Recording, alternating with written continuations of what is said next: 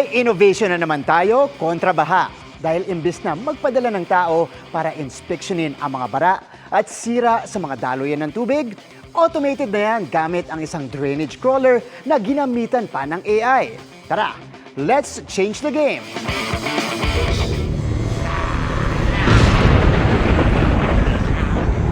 Someone's thirsty for blood? Hindi pa man Halloween, pero tonight, makikilala natin si Dracula.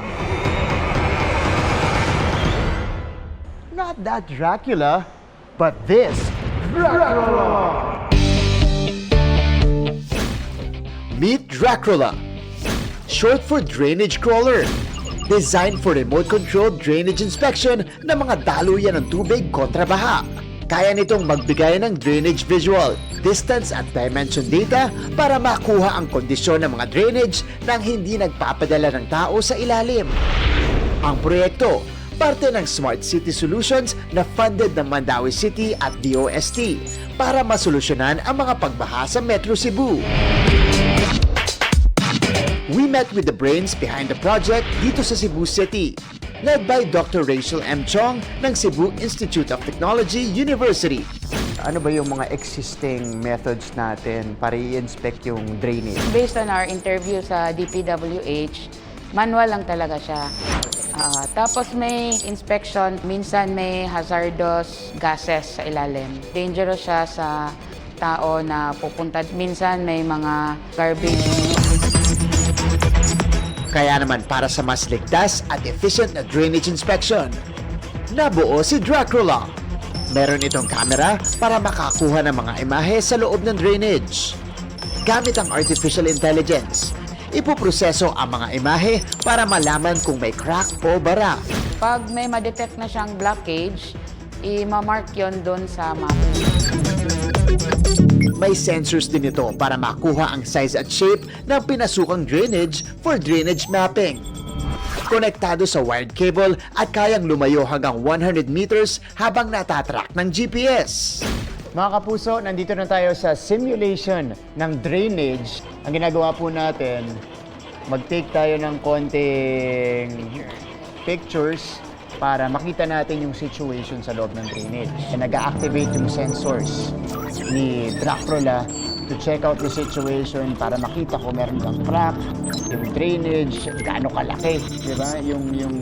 Yung size, very easy to control and navigate, and more importantly, yung mga nagko-control, nasa safe distance. Pero paalala ni Dr. Rachel, mainam gawin ang inspections at maintenance bago ang tag-ulan para iwas problema. Layo ng grupong ma-roll out si Dracula sa mga LGU this year.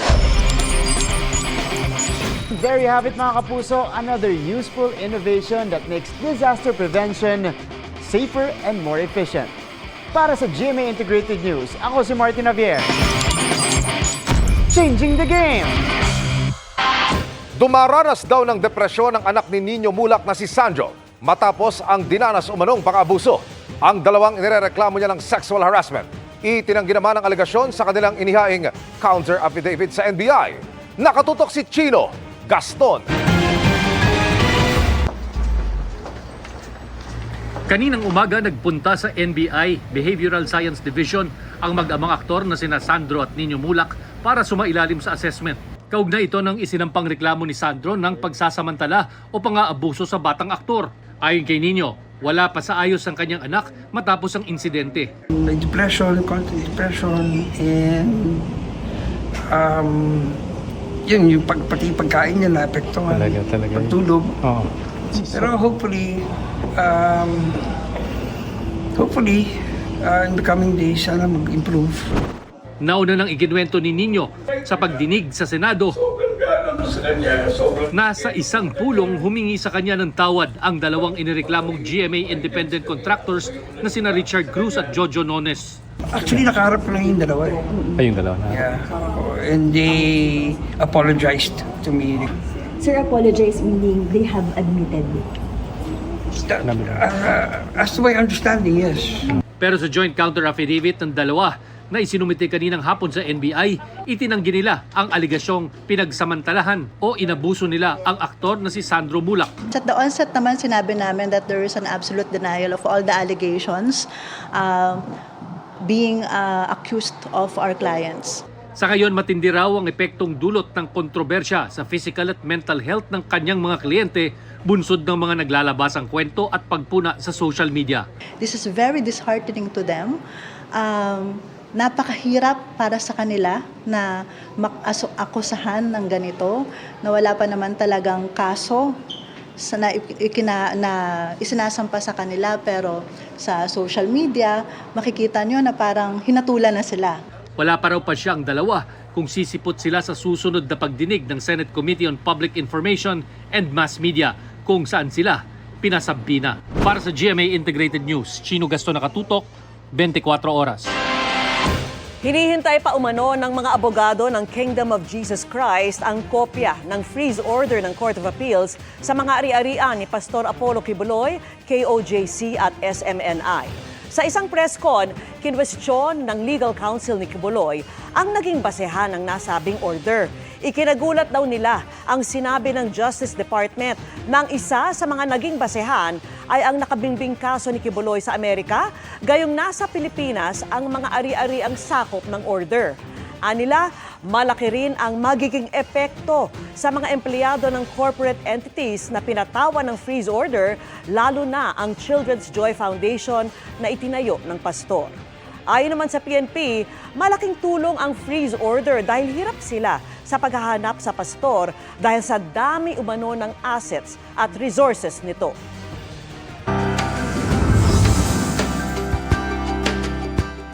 Tuwing buwan ng Agosto, sa ayaw ko man o hindi, ipinagdiriwang ang aking kaarawan. At tradisyon ko nang maghandog ng regalo para sa mga kapuso nating nangangailangan. Kaya naman hatid ng GMA Kapuso Foundation ang iba't ibang serbisyong medikal sa mahigit 1,000 residente na nasalanta ng pagputok ng Bulkang Kanlaon sa Negros Occidental. Naalarma ang mga residente ng La Castellana, Negros Occidental sa biglaang pagsabog ng Bulkang Kanlaon noong Hunyo. At dahil sa tuloy-tuloy na pag-ulan, sinundan ito ng pag-agos ng lahar na nakapinsala sa kanilang kabuhayan. Apektado pati ang kanilang kalusugan. Marami dito sa amin yung nagkasakit ng mga asma. Sa muling pagbisita ng GMA Kapuso Foundation sa Barangay Biak na Bato sa La Castellana, 5 pamilya pa ang nananatili sa evacuation center. At sa pagdiriwang ng aking kaarawan, nais kong ipaabot ang serbisyong medikal sa mga residenteng nasalanta ng Bulkang Kanlaon sa ilalim ng Kalusugan Caravan Project. Sa tulong ng ating partners, volunteers at sponsors, nakapaghandog tayo sa mahigit 1,000 residente ng libreng medical consultation at laboratory test. May breast screening din gamit ang isang high-tech portable device para ma-detect kung may bukol ng dibdib ng isang babae. Meron tayong mga bukol. Kasi ang breast cancer, pag maaga mong na-detect, mas mataas ang chance na mabubuhay kayo. And very important, ang mga ina ng tahanan, kasi kayo ang ilaw, so it's important that we detect breast cancer early. Nagbigay rin tayo ng mga gamot. Due to the sulfuric hashes, usually may ubo, sip-on. Ang diarrhea usually kasi doon nag-change yung iniinom nilang tubig ng sakit, tsaka yung anibago sila sa location, tsaka yung supply ng tubig. Sumakit ng tiyan. At nagpakain din tayo at may libreng gupit pa.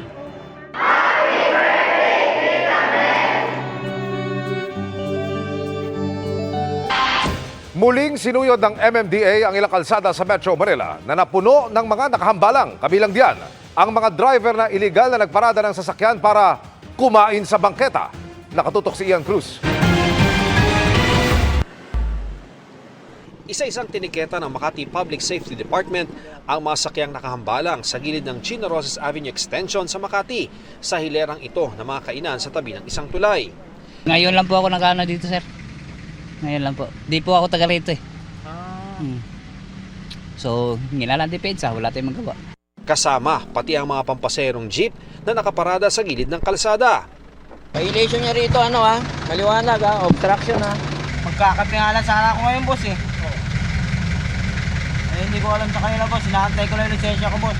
Ang mga kainan sa lugar, di naman daw nagkukulang sa mga parokyanong motorista na paalalahanan silang bawal pumarada sa gilid ng kalsada. Sinabi ko po na doon na kayo kuya pumarada sa talagang paradahan. Ay, hindi mo ito kasi paradahan. Pinagsisita rin ang mga nagtitinda sa bangketa na naging dahilan din ng pagbagal ng daloy ng mga sasakyan. Sa tapat ng ginagawang New Senate Building sa kalapit na barangay Fort Bonifacio, Taguig, kapansin-pansin na may bakod pati ang bangketa. Ayon sa BCDA, bahagi ito ng road widening project doon na matatapos pa sa second quarter ng 2025. May anunsyo naman daw sila sa publiko na sa kabilang bahagi muna ng kalsada dumaan ang mga pedestrian. Humihingi pa kami ng tugon ng BCDA kung bakit aabutin ang road widening ng hanggang second quarter ng 2025. Sa Caloocan City, nagsagawa rin ng clearing operation ng MMDA. Tiniketan at hinatak ang mga sakyang iligal na nakaparada sa 4th Avenue. May mga residente na kinwestiyon ang ginagawang clearing operations ng MMDA. Pero sabi ng MMDA, pinakita po natin na we are well coordinated. And since this is a kumbaga within the jurisdiction of the city and the barangay, nag-coordinate po tayo. So inauthorize naman po itong operation natin. Para sa GMA Integrated News, Ian Cruz, nakatutok 24 oras. Ilang personalidad at ang personal na nakiramay at pumunta sa burol ng namayapang Regal Entertainment matriarch na si Mother Lily Monteverde. Emotional sina Marin Rivera at Dingdong Dantes. Itinuturing daw kasi nilang magulang si Mother Lily at isa rin sa nagbigay sa kanila ng break sa industriya kaya hindi daw nila kakalimutan ang kabutihan nito. Kabilang rin sa mga dumalo sina Vilma Santos Recto, Aga Mulak at Senator Bong Revilla. Bukas, Sabado, ililibing si Mother Lily sa Taguig. We are forever grateful sa kanya, sa buong pamilya at sa buong Regal Films.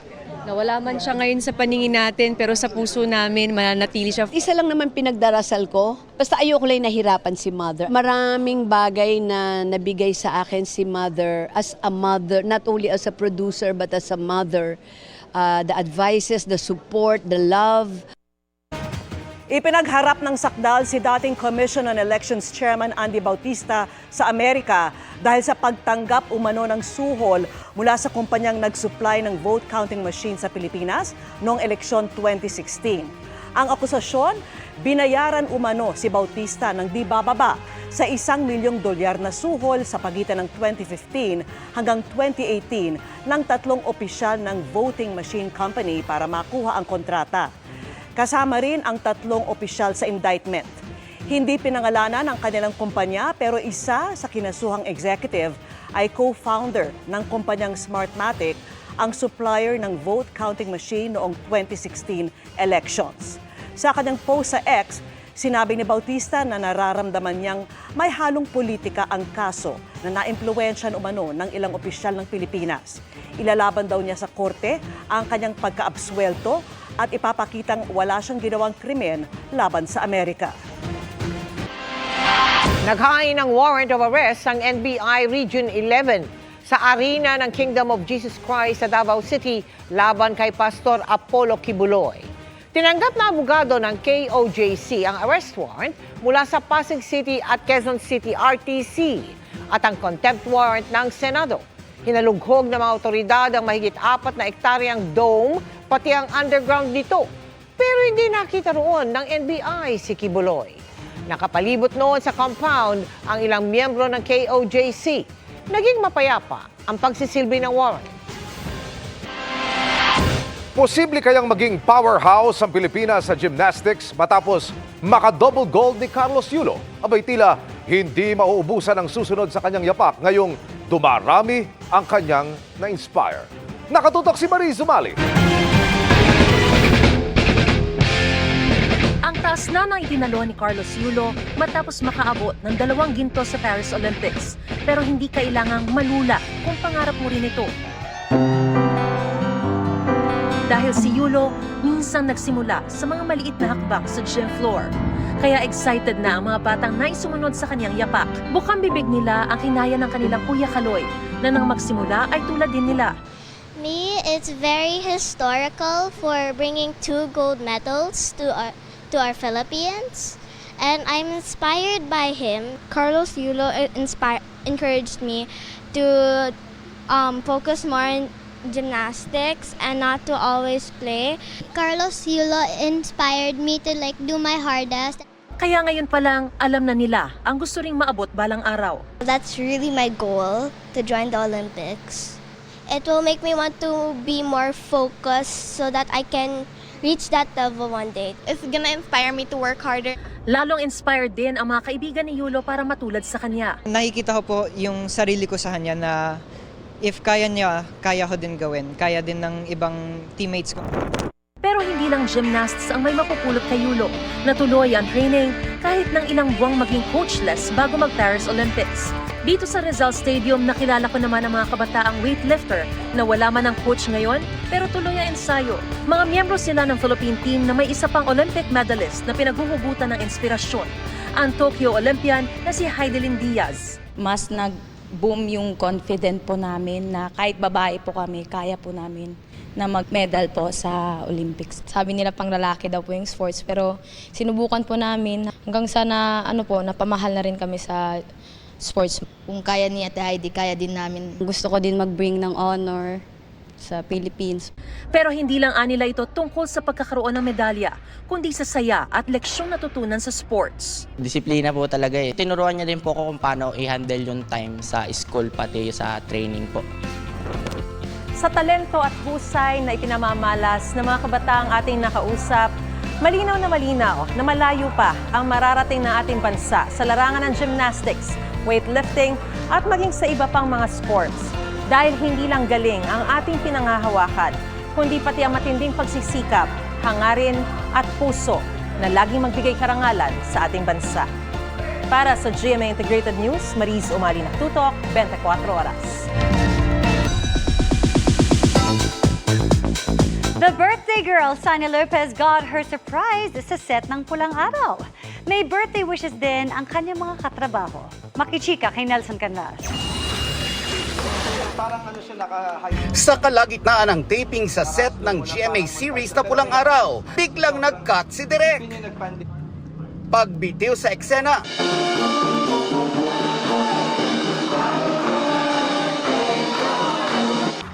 may big surprise pala para kay Sanya Lopez.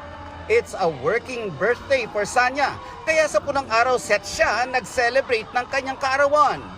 Pati si empresaryo Robert Senya napakanta pa ng special birthday song na sinaliwan ng musiko na naka-standby sa set. Yung family ng Pulang Araw, alam nyo, iba talaga sila magbigay ng sorpresa, no? Do you feel the love? Sobra. Tsaka ang bongga kasi may pabanda. Kasama ang co-stars na sina Barbie Fortesa, Sef Cadayona, Derek Monasterio at ang crew ng serye, damang-dama daw ni Sanya ang love on her special day. Andiyan ka na, Sanya. Huwag mo nang pabayaan yan and deserve mo lahat ng mga dumadating sa buhay mo ngayon. Yun lang. Oo, syempre, Sanya. I'm so proud of all your achievements. I'm so happy for you. Ang wish ko sa'yo is that you keep your feet on the ground and that you stay healthy dahil kailangan natin yan sa ating trabaho. And ayun, sana palagi tayong masaya sa set. Nelson Canlas, updated sa Showbiz Happenings. At eto po, bago po tayo magtapos, abay nais muna namin batiin si Tita Mel para sa kanyang kaarawan bukas. Happy birthday, Advance happy Tita. birthday. Surprise. Ayan. Salamat. Thank you. Uy, ang card na. Ang ganda Importante naman. yan. Naku, maraming salamat. Tita. I know that. Thank you so Inspiration si much. Tita para sa aming lahat dito. Oy, Thank you very much. Thank you very much. At sa lahat din na nagpahatid ng happy birthday sa akin, maraming salamat. At marami Thank din you. salamat sa food, Tita. Ang Sarap. sarap. More blessings, Ma'am. Stay healthy. Thank you, Emil. At yan ang mga balita ngayong biyernes. Ako po si Mel Tiangco. Ako naman po si Vicky Morales para sa mas malaking misyon. Para sa mas malawak na paglilingkod sa bayan, ako po si Emil Sumangil. Mula sa GMA Integrated News, ang News Authority ng Pilipino, nakatuto kami 24 oras.